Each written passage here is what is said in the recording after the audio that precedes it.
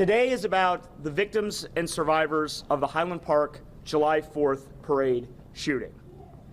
Our community may never heal from the defendant's calculated and heinous actions that destroyed so many lives.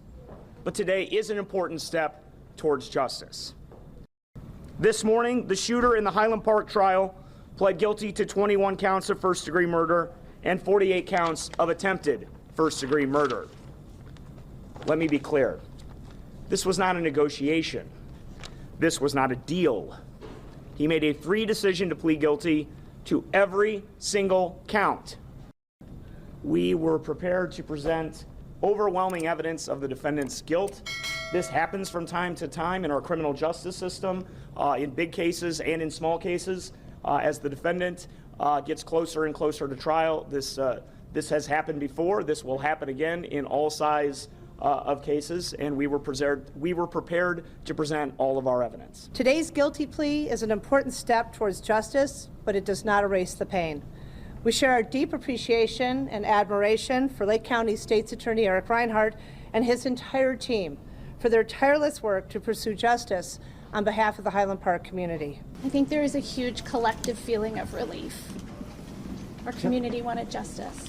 I think it's really important to remember that there were thousands and thousands of people at this parade who ran for their lives, whose children are forever changed, who cannot go on with their daily life, who have spent years in therapy and tried to heal, and that we are not the first community to go through this, and we will not be the last community to go through this. And so while this will fade, not for us, but in the public, it's really important to know that any of us could be any of you, and any family can experience this. And it's on our lawmakers to make changes so that this doesn't happen again to another community. The victims and the survivors of the Highland Park 4th of July tragedy are intensely relieved at what transpired today in court.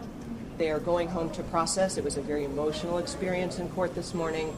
They remain very committed to civil justice and want to express their gratitude to the state's attorney's office for all of their work on this case.